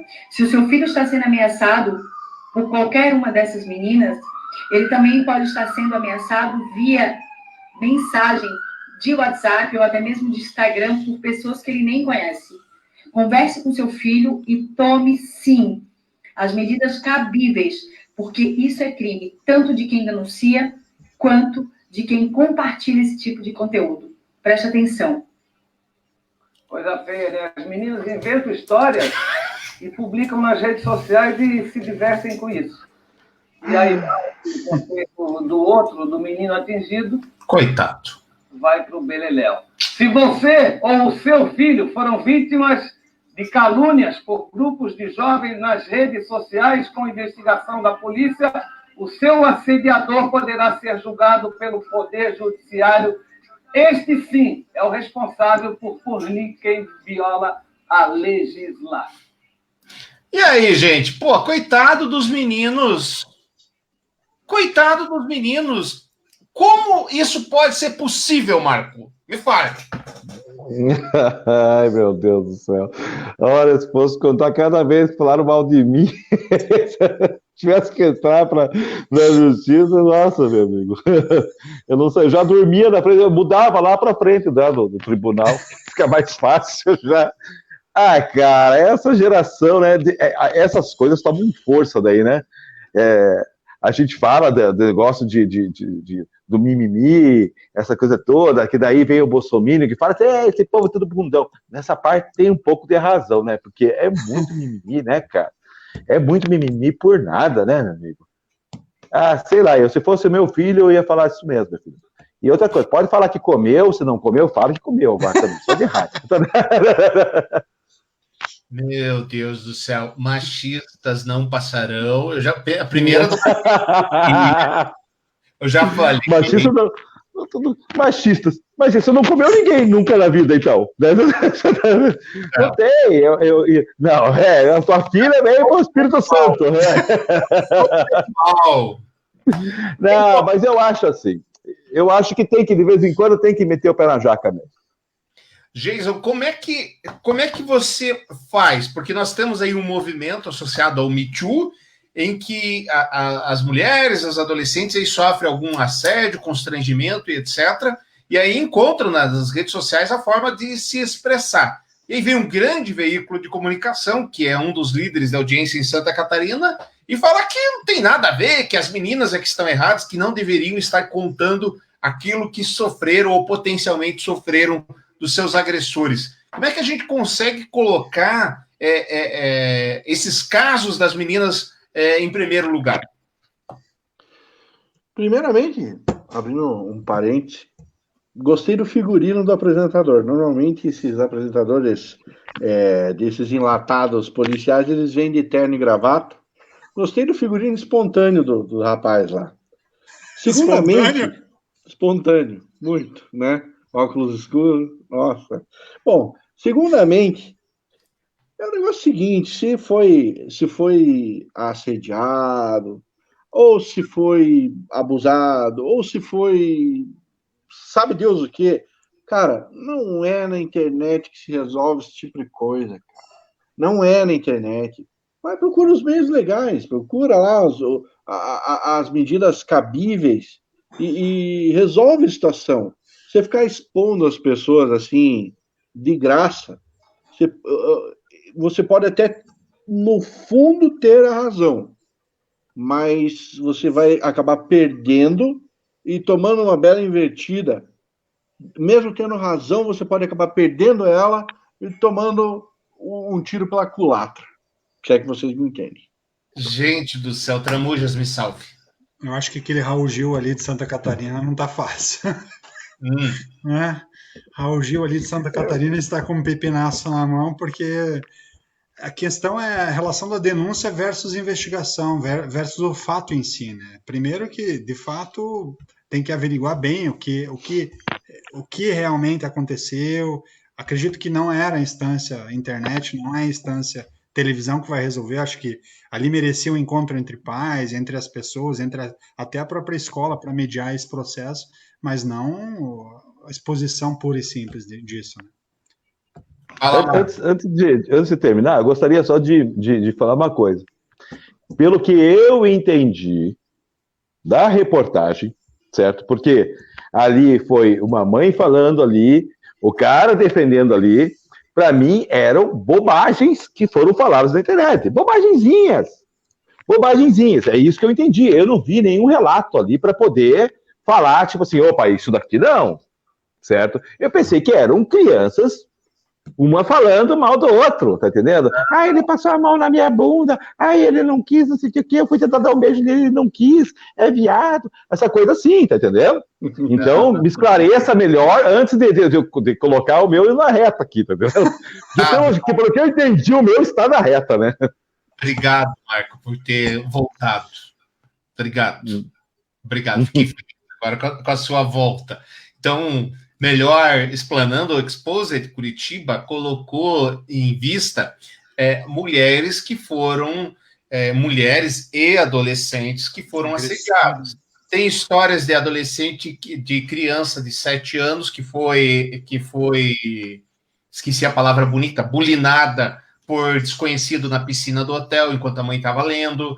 Tem história do espera a mãe sair de casa e entra na casa para estuprar a criança. E assim, tem histórias que ela chega para a mãe e fala, olha, fulano fez isso. E a mãe não acredita. Né? Então, ela não tem outra coisa. Ela foi para a maior autoridade dela, Jason, que você está dizendo que não é a internet o lugar ideal, ela foi para a maior autoridade que ela tem, que é a mãe e o pai, e tentou colocar a sua versão. Eu acho que a internet é um local perfeito para ela fazer isso. Não. A internet não é lavanderia. E outra coisa,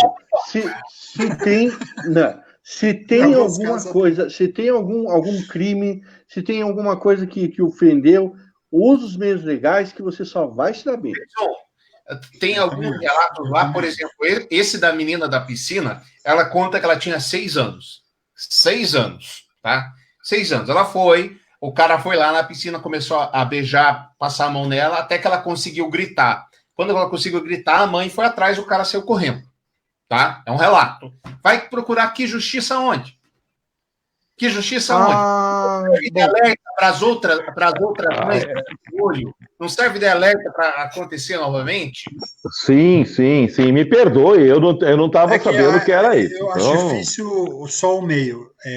Parecido com esse caso que a gente está falando, e só que aí é um caso maior, porque já é um adulto e aconteceu com um homem.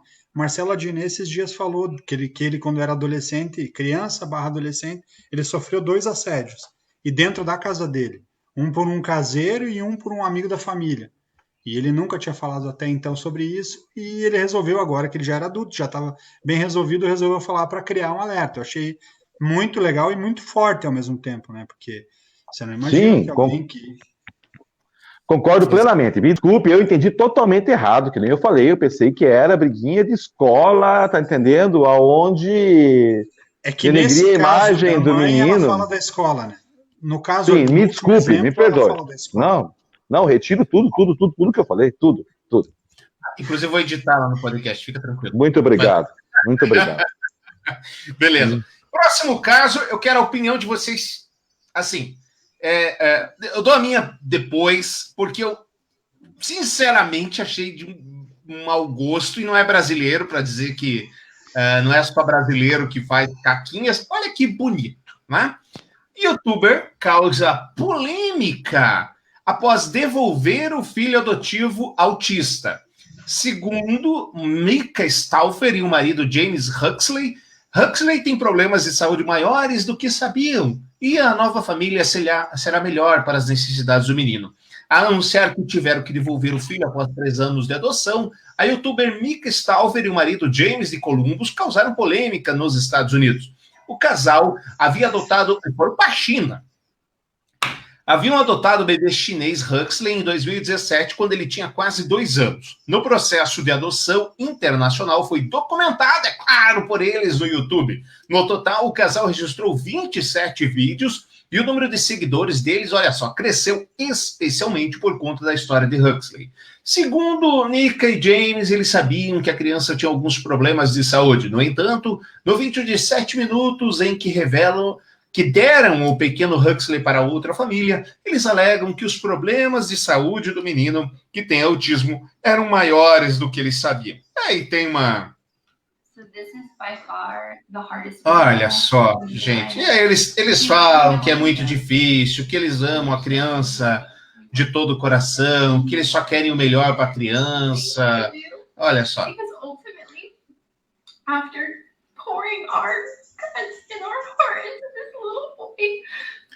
Eu já falei aqui mais de uma vez que, assim, quem somos nós para julgarmos a família e o sentimento dos outros? Agora, e parece um tanto quanto estranho, parece, né, não, Tramujas?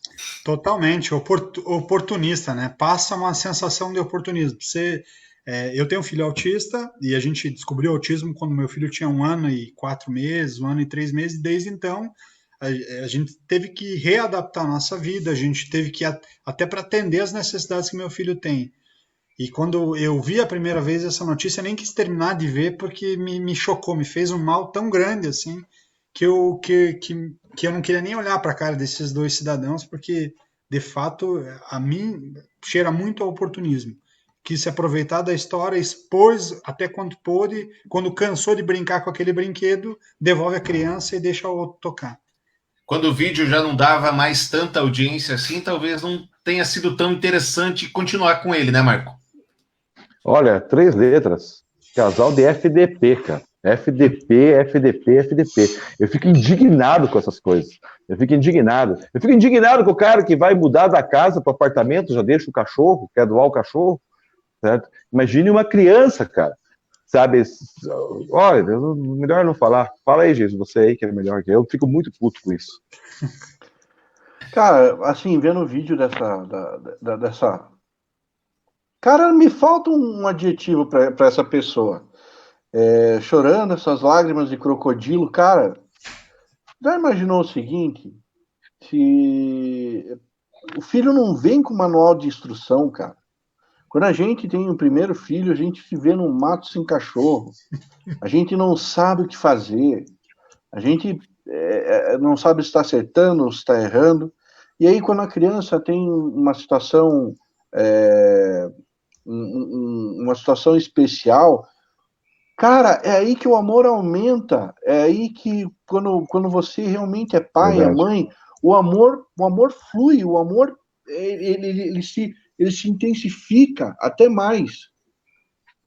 Cara, se você adota uma criança, se você se propõe a adotar a criança, tem que ser a premissa principal a seguinte: você vai amar essa criatura até o fim dos seus dias, dos seus ou do dela, e você não pode se desfazer dela, porque ele vai estar ligado.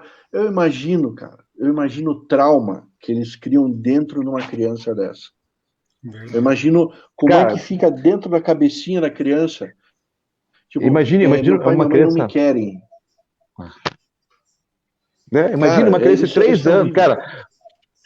Uma criança autista que ficou 3 anos lá. Imagine, tipo assim, ela não consegue se comunicar. Imagine o que ela não estava passando lá para chegar a esse ponto.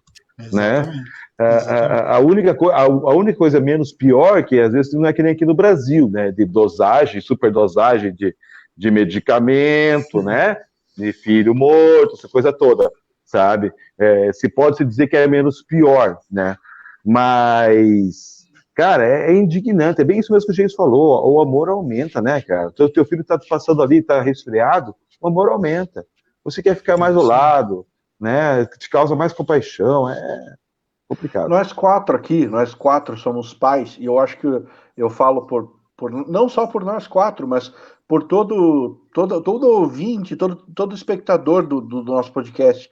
Cara, que já experimentou a paternidade ou a maternidade, quando teu filho fica lá amuado, doentinho, fica penando por alguma doença, alguma coisa, cara, dá vontade de arrancar aquilo do teu filho e segurar para você e falar, não, filho, fique bem que eu aguento, eu dou um jeito.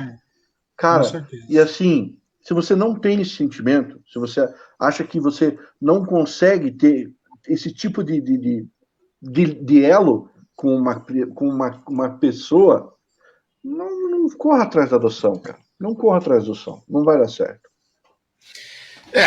E porque, né, nós estamos no momento vergonha, mais 2 noticinhas para terminar. Olha que beleza. Mas, Ednei, você não deu a tua opinião, Ednei. Ao fiscal. Esse caso ficou implícito, a minha opinião. Para mim, nada mais é do que uma baita de uma sacanagem. Eles foram para quem ir na China, velho? Para quem ir na China buscar criança depois doar para outra família? Não faz o menor sentido. E muito provavelmente essa pseudo-mãe e esse pseudo-pai tinha alguém lá para cuidar da criança, mal viam a criança. Quando a audiência do canal começou a cair, eles falaram, vamos me livrar, e acabou. É isso que aconteceu. Claro que dá trabalho, pô. Qual filho que não dá trabalho? Claro que dá trabalho. Verdade. Não existe isso. Só não dá trabalho para quem não tem, né? Aí não tem. E mesmo assim, você ainda joga teus filhos na casa dos outros que não tem cuidado. Mas... Quem nunca? Né? E aí... Não tem para quem entregar. Meu não tem que ficar com ele direto. Tem jeito. Tem a casa do Tramujas, tem a minha, sempre bem-vindo, Marcos. Só mandar. Então, amanhã tá aí. Pode vir, não tem problema. Como diria minha mãe, feijão que dá para 2, dá para 3, dá para 4, é só aumentar a água na panela e tá tudo certo. Então, beleza.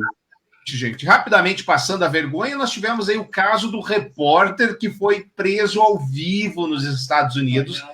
Tá rolando, vocês sabem, todos os protestos com relação ao George Floyd, que até agora não ficou muito claro se ele fez alguma coisa errada ou não fez. E o importante é que ninguém merece morrer. Ponto. Principalmente do jeito que morreu. E aí, olha que coincidência, o cara, o repórter da CNN, aliás, estava lá fazendo a cobertura, junto com toda a equipe, foi preso, absolutamente preso, e ficou ao vivo.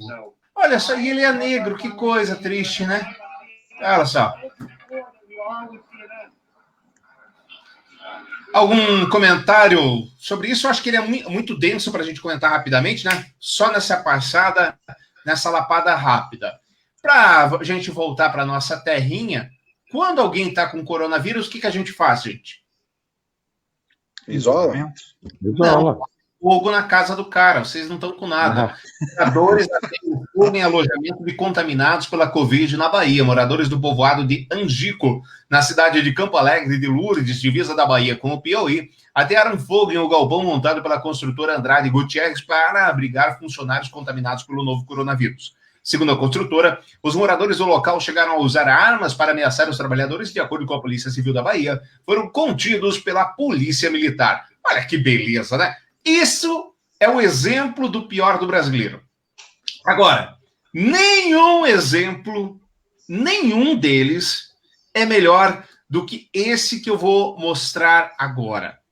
O que acontece? Estava o cidadão rico, milionário, que morava num condomínio de luxo em Santana do Parnaíba, São Paulo, começou a dar um piti, começou a ter violência doméstica, os vizinhos ligaram e falaram assim, meu querido, tá rolando Maria da Penha aqui, vem pra cá. A PM foi. E quando a PM foi, o que a PM ouviu? O que a PM ouviu desse cidadão? Olha só. Filho da puta, se o polícia tiver, ele vai vir minha casa e me levar preso. Por favor, vem pra cá agora. Esse é ele ligando pro prefeito. Você segurança, vem pra cá e me ajuda. Porque esse bosta, esse corpo, filha da puta, tá achando que ele é o quê? Esse merda do caralho. Esse é a PM, que ele tá falando da PM. Eu tô te pedindo. Não pisa na minha calçada. Não pisa na minha rua. Eu vou te chutar na cara. Não pisa na minha calçada. Você é um lixo, seu merda. Marinho, vem pra cá agora. Traz o segurança pública. Marinho é o prefeito. Traz o secretário se ele trazer. E leva esse filho da puta pra casa do caralho. Vem aqui agora, por favor. Por favor, eu vou te pedindo. Tá? Eu vou te pedindo. Esse prêmio de merda do caralho. Traz o fulano, traz a puta que pariu. Vai atrás que tem que trazer. Vai tirar esse lixo da minha casa. Eu quero você pra puta que pariu, meu. Vai pra puta que pariu. Bom, aí é um monte de palavrão em cima de palavrão e etc. Mas, queridos, a gente já falou, vocês lembram na semana passada, que as pessoas elas ficam imbuídas de forte emoção. Lembram disso? Que o cara da caixa estava imbuído de forte emoção? Olha aqui o que ele falou, coitado. Pobre pessoa, né? Que eu estive envolvido. Opa! Em uma polêmica com a polícia recentemente. E assim, eu não estou aqui para me eximar das minhas responsabilidades.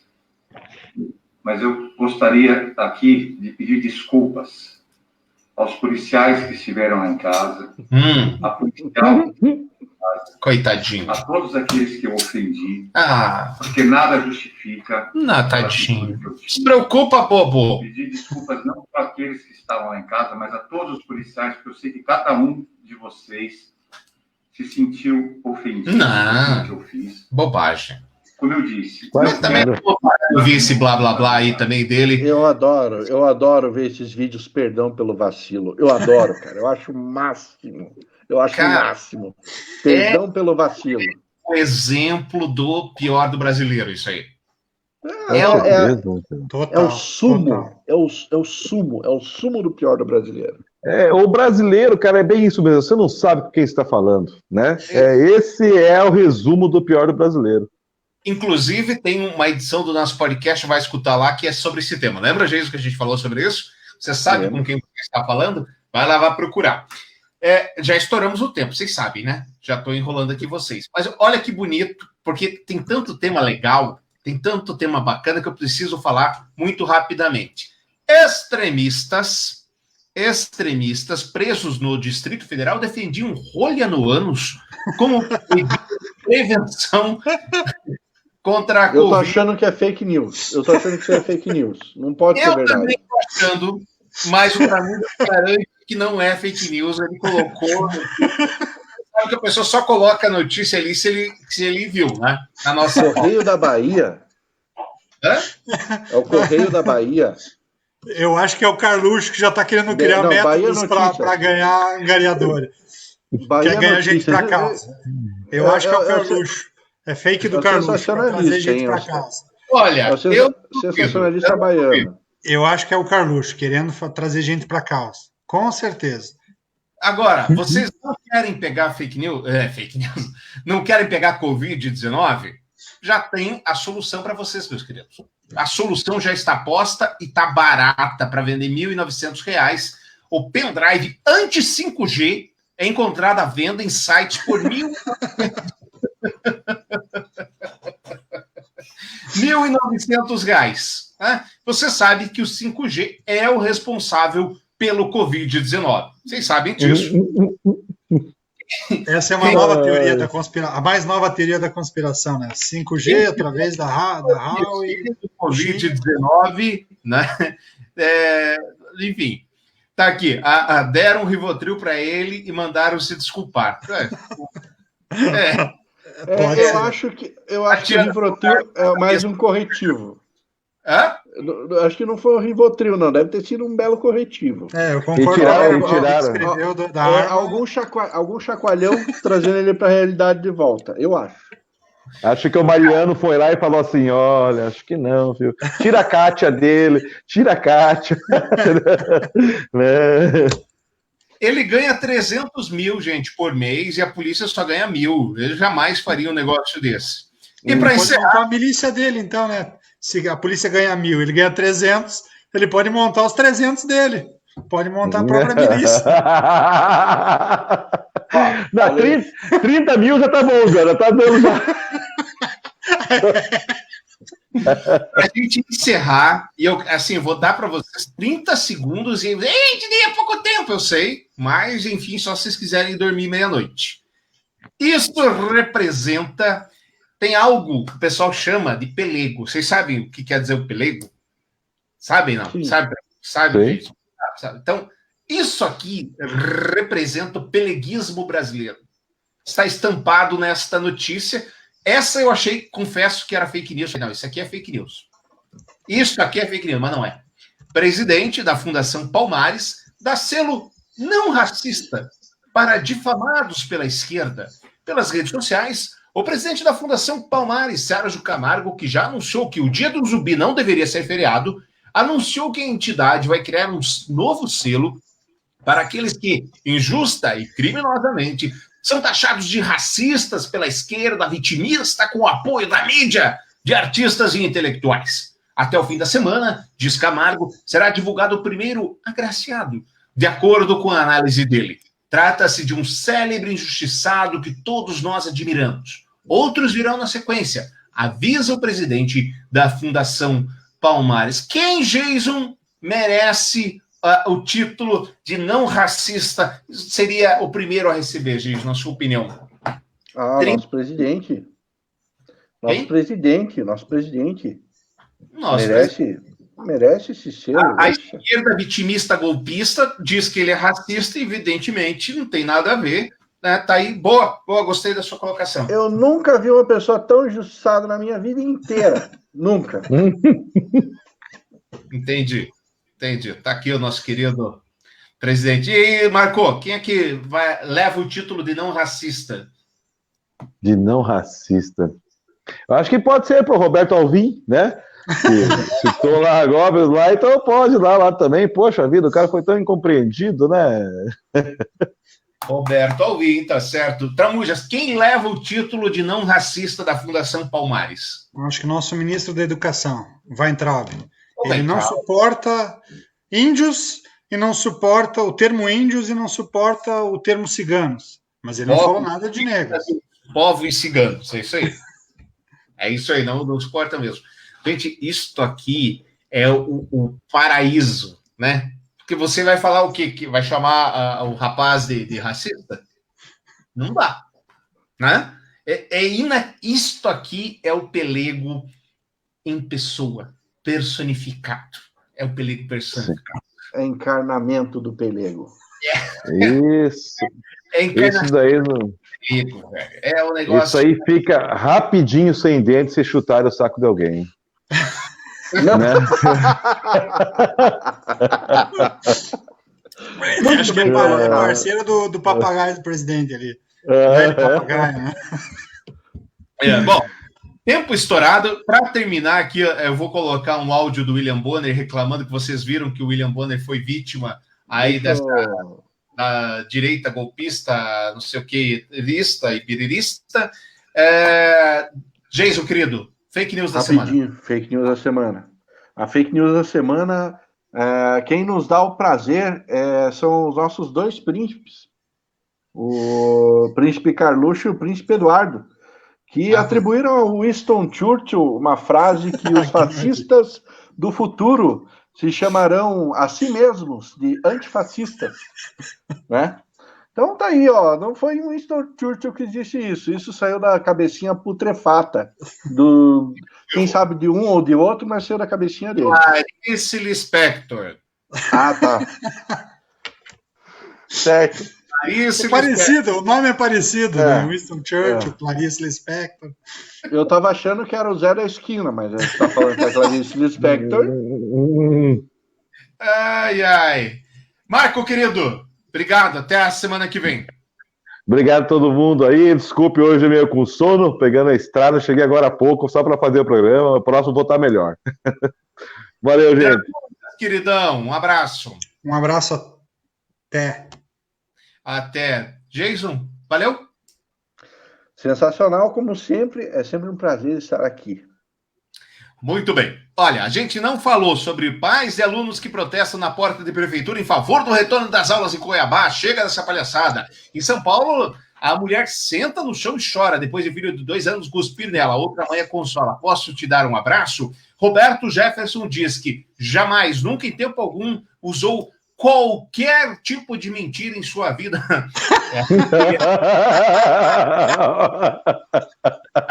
Não. A filha dele já é uma mentira, né? Mas tudo bem. Ladrões roubam um carro elétrico e tentam abastecer com gasolina, mas estão pegos. Olha aqui, vejam só você. Moraes determina que Weintraub seja ouvido. Ele é ouvido e fica em silêncio. A pergunta é, como é que ele foi ouvido? Na telepatia. Telepatia. Ele. Telepatia, cara. Crimes e isolamento social podem aumentar taxas de divórcio. E por aí vai, a gente não falou mais de um monte de coisa. Lembre-se, Pior do Brasileiro nas melhores e nos piores agregadores de podcast. Assine nosso podcast, mande e-mail, dá estrelinhas, o Pior do Brasileiro, podcast@gmail.com. Muito grato pela sua audiência, muito grato a você que ficou conosco até aqui. E até semana que vem. Tchau! Nós temos que tirar a ordem de progresso, e escrever stand-up comedy, que esse país é pronto, né, cara? Boa. Basta estar aqui para fazer as piadas, né? Porque vai nascendo uma atrás da outra, né?